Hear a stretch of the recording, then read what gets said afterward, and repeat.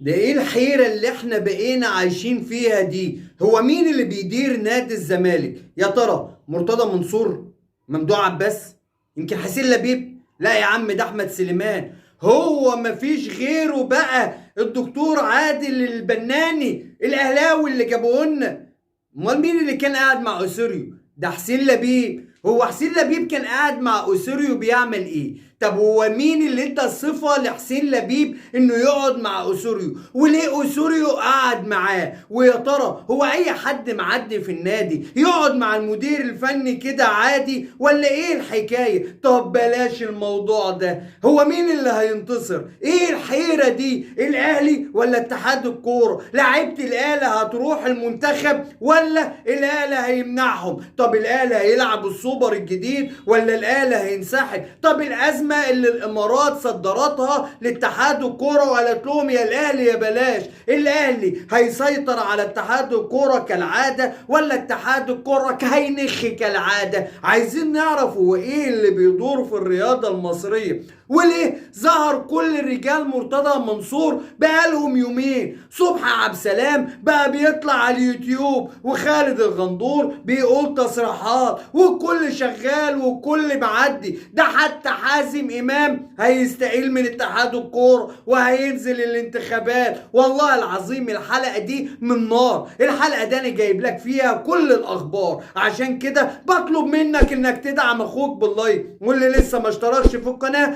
فضلا منك وليس امرا اشترك في القناه وفعل زر الجرس عشان يصلك كل جديد وتكون واحد من افراد اسره افندينا. نخش في موضوعنا بقى. طب يلا بينا. بص يا سيدي، النادي الاهلي العظيم حكموا 4 في 43 سنه.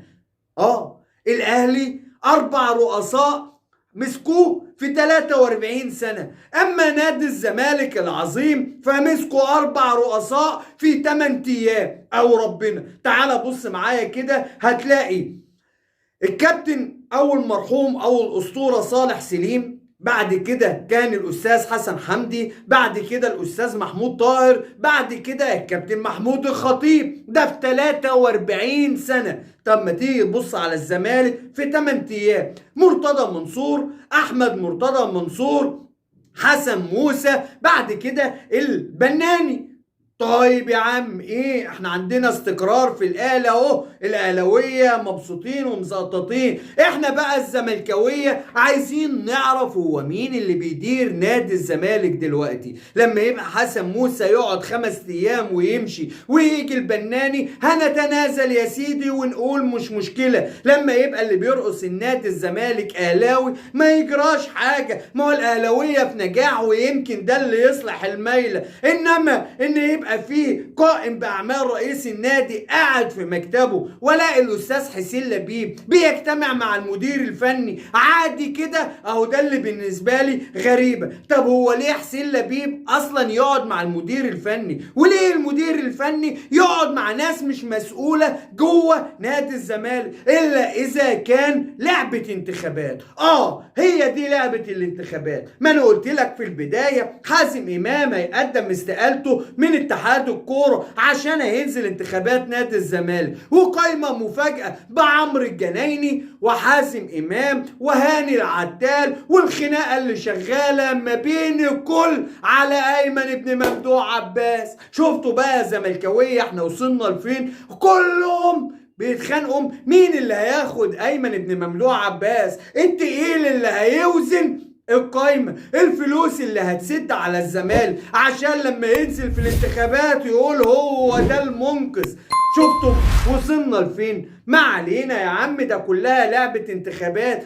طيب بما انها لعبة انتخابات وكلهم عايزين المنصب وعايزين الكرسي، مين اللي خلى رجالة مرتضى منصور تظهر دلوقتي؟ وبعدين تعالى معايا كده، هو مش المفروض ان مرتضى منصور واخد حكم ب6 شهور؟ ده حتى والله لايقه مرتضى منصور واخد حكم ب6 شهور. طب ليه الحكم ما تنفذش؟ وليه ما اتقبضش على مرتضى منصور؟ وليه اتشال حسن موسى اللي كان بيدور على فساد مرتضى منصور؟ وليه جاب البناني اللي لحد دلوقتي ما حد عارف ان كان هيشجع مين؟ لكن اللعبه كلها انتخابات. ما هو مرتضى ناوي ينزل الانتخابات. ايه؟ مين؟ مرتضى ينزل الانتخابات يمكن بنفسه ويمكن بقايمة ويبقى هو اللي بيتفرج. طب هو احنا ممكن نلاقي فيه صلح ما بين مرتضى وممدوح؟ يا باشا كل شيء عندنا في نادي الزمالك وارد. النهارده اللي ملوش في الكوره بيلعب كوره، واللي ملوش في التدريب بيدرب، واللي ملوش في الاداره كان رئيس النادي. فعادي يعني ان انت تلاقي اي حاجه بتحصل جوه نادي الزمالك. يا راجل ده قناه نادي الزمالك كان الكابتن خالد الغندور ملك الغندوريات ظاهر فيها بعد عوده وغياب، وراجع بيقول لك انا راجع من الاجازه وفريش. خد بقى تصريحات الكابتن خالد الغندور واحكم بنت على بنفسك عشان تعرف اللي بيحصل فينا مش شويه. انا اشتغلت في قناه نادي الزمالك 3 سنين. الله يا كابتن خالد، والله 3 سنين بصراحه يعني كنا قرفانين. كمل يا خالد، كمل يا بندق. في ال3 سنين كان منهم سنه مع حسين لبيب، وماله؟ ما يجراش حاجه، ما احنا بنغير رؤساء النادي عندنا زي ما بنغير التيشيرتات بتاعتنا يا بندق، مفيش مشكله. كمل يا حبيبي. وكنت بدعم حسين لبيب، ولما رجع مرتضى كنت بدعمه. ما اصل انا دوري ان انا ادعم النادي. الله عليك يا ابني، والله هو ده ابن النادي الحقيقي يا ولاد، هو ده ابن النادي الحقيقي، هو ده اللي يستحق مننا ان احنا نمشي وراه ونسمع كلامه. بس تعالى كده اقول لك على حاجه يا بندق، ده ما اسمهاش ان انت كنت بتدعم النادي، ده اسمها ان انت بتاكل على كل الموائد وبتطبل للي يمسك النادي. يعني بتدور على السبوبه والمصلحه يا بندقه، مش بتدور على نادي الزمالك. لما يبقى موجود مرتضى عاش الكينج وعاش الاسطوره وعاش المر الدكر، مش مرتضى ده كان فاسد يا راجل، ده كان مورينا الذل ومطلع عينينا. جه حسين لبيب هو ده اللي بيعدل الميل. شفتوا لما بقى فيه هدوء في مجلس الاداره الدنيا بقت تمام وخدنا بطولات، مش حسين لبيب. يا باشا حسين لبيب مين؟ حسين لبيب مين اللي يمسك نادي الزمالك؟ ده ما كانش واجهه يا بندقه، انت منافق.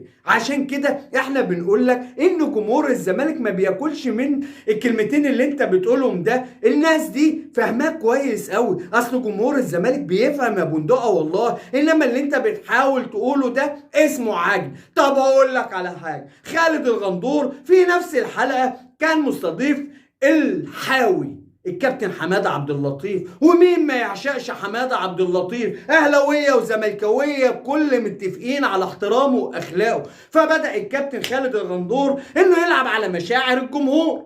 والله لايقه برضه، خالد الغندور بيلعب على مشاعر الجمهور. لا ده انا بقول شعر النهارده يا اخوانا. فقال له يا كابتن حماده، والله اللي بيحصل في الزمالك ده ظلم والله. لما يبقى النادي الاهلي بياخد مليار و200 مليون جنيه والزمالك بياخد 400 مليون جنيه فده ظلم.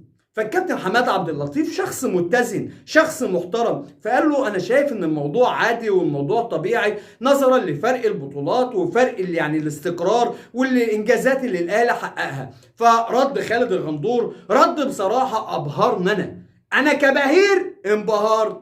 قال لك ايه بقى الكابتن خالد؟ قال له بس احنا كنا متفوقين في اخر سنتين، واخدين بطوله الدوري سنتين. فيرد الكابتن حماده عبد اللطيف يقول له ما هو انا ده اللي انا بقول لك عليه يا كابتن خالد. والراجل ماسك ايده عمال يعني محرج انه يحرجه ويقول له يا ابني انت بتتكلم في ايه؟ يا ابني يا حبيبي اعقل يا ابني، يا ابني مش اللعب على مشاعر الجمهور بيبقى بالطريقه دي بالغباء ده. يعني انت لما تقول ان انت عايز تاخد اكتر من النادي الاهلي عشان خاطر انت خدت الدوري سنتين، طب ما الاهلي بياخده بالسبع 8 سنين ورا بعض يا بندقه، يبقى مش معنى كده ان احنا ملناش حق ان احنا ما نطلب رعايه اصلا. يا كابتن خالد معنى اللي انت بتقوله ان لو بالبطولات يبقى الاهلي ياخد قدنا 10 مرات. ليه بقى يا كابتن خالد؟ يعني احنا ماسكين، احنا خدنا الدوري سنتين، الاهلي عنده 44 ولا 43 دوري يا كابتن خالد، احنا عندنا 13. يا كابتن خالد كلامكم بيضرنا وكلامكم بيوقف المراكب السايره، يعني يا ريت تلتزموا الصبر. وبعدين هو انتوا ظهرتوا كلكم فجاه ليه كده؟ يعني الاقيك انت طالع بتدافع وبتقول تصريحات، والاقي صبحي عبد السلام طالع وعامل فيديو ساعه ونص وراخر على يعني السوشيال ميديا وبيتكلم ان مرتضى منصور لازم يرجع، وان اللي بيحصل ده ما ينفعش، وان مرتضى منصور مشي بمزاجه، وان مرتضى لما مشي الدنيا خربت. يا راجل معقوله والله لما مرتضى مشي الدنيا خربت؟ يعني ما كانتش خربانه وهو موجود؟ يعني ما كناش لاقيين ناكل؟ يعني ما كانش الموظفين بيطلعوا يصوتوا؟ ما كانش هو نفسه بيطلع يقول انا مش لاقي اقبض الناس؟ اتقوا الله شويه، اتقوا الله. ويطلع بقى مين بقى المره دي؟ ده اللواء، لا لواء ايه ده، مستشار العسال. المستشار العسال يطلع يقول لك مرتضى منصور تنحى بمزاجه، وان الراجل كان ممكن يقدر يكمل مسيرته، انما هو تنحى عشان يكشف ان الدولة بتحارب الزمالك. ازاي بقى يا عمنا؟ قول. قال لك يا سيدي ما هو مرتضى منصور كان بيتنحى عشان الحجز يتشال، انما لما مشي مرتضى منصور فالحجز ما اتشالش، فكده الدولة هي اللي عايزة تضر بنادي الزمالك. تعالى يا عسل، تعالى يا عسل، تعالى يا راجل يا سكر، انت يا جميل يا مندم. يعني الدولة عايزة تضر بالزمالك. هو مين اللي قال للدولة تعالى احجز على الأرصدة؟ مين؟ ده مرتضى. الله، يعني مش الدولة راحت من نفسها كده حجزت؟ ده مرتضى اللي قال لهم تعالوا احنا عندنا فلوس كتير في البنوك، تعالوا خدوها انتوا اولى. امال ايه بقى يا عسال؟ وبعدين تعالى بس يا ابو العساسيل، ما اقول لك هو مين اللي تنحى بمزاجه؟ هو مش في حكم محكمة بعزله؟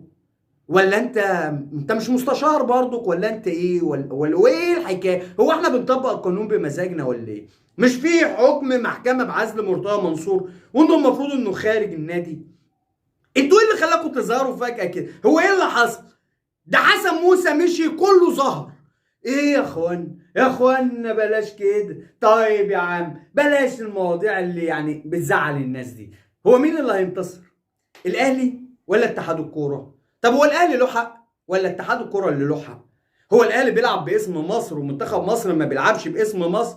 تعالوا بس عشان ما نلعبش على الجماهير بالمشاعر، وان احنا نقول اي كلمتين في العبيط ونبدا ان احنا نبان ان احنا الزملكاويه اللي مفيش مننا. اقسم بالله انا زملكاوي اكتر منكم، بس انت دلوقتي لما تيجي تلعب لي على النقطه دي بالتحديد هرجع واقول لك الاهلاويه هيردوا عليك يقول لك الزمالك كان بيلعب في دور ال 64 في بطولة افريقيا مع فريق ما سمعناش عنه في طبق اليوم، ورحل 3 لعيبة من الزمالك من المنتخب راحوا لعبوا مع الزمالك الماتش ده. فانت بتطلب باي عين ان انت لعيبه الاهلي ما تروحش تلعب نهائي كاس السوبر الافريقي؟ ده اول حاجه. الحاجه الثانيه، في الايام دي كان المنتخب بينافس عشان يصعد افريقيا، انما دلوقتي المنتخب حسم الصعود والماتش ملوش اي 30 لازمه. هتقول لي عشان التصنيف، اقول لك يا ابني ما القرعه بتاع كاس العالم اتعملت وخلاص، يعني حتى تصنيفنا مش هيفيد في المرحله دي. ده غير ان دلوقتي تعال اقول لك على حاجه، الاهلي دلوقتي هو الوحيد اللي بيفرح الشعب المصري. ليه؟ لان هو الوحيد اللي قادر يرسم البسمه على جماهير الكوره الاهلاويه. ليه؟ لانه هو اللي بيقدر ياخد بطولات. ولو هنحسبها بنفس حسبكم اللي كنتوا بتحسبوها في الاستفتاءات ان جمهور الاهلي اكتر، فجمهور الاهلي بيكسب اي حد بينزل امام لعيبه نادي الزمالك، يبقى من حق الشعب المصري انه يفرح. وبعدين انا مش فاهم فين الازمه؟ احنا ليه عاملين ازمه من غير لازمه؟ اقول لك من دلوقتي الاهلي هينتصر، ولحد كده بتنتهي حلقتنا. ويا رب تكون الحلقه نالت اعجابكم، ويا رب نكون دايما عند حسن ظن سيادتكم. واللي لسه ما دعمش اخوه باللايك فضلا منك وليس امرا ادعم اخوك باللايك، واللي لسه ما اشتركش في القناه فضلا منك وليس امرا اشترك في القناه وفعل زر الجرس عشان يصلك كل جديد وتكون واحد من افراد اسره ملعب افندينا.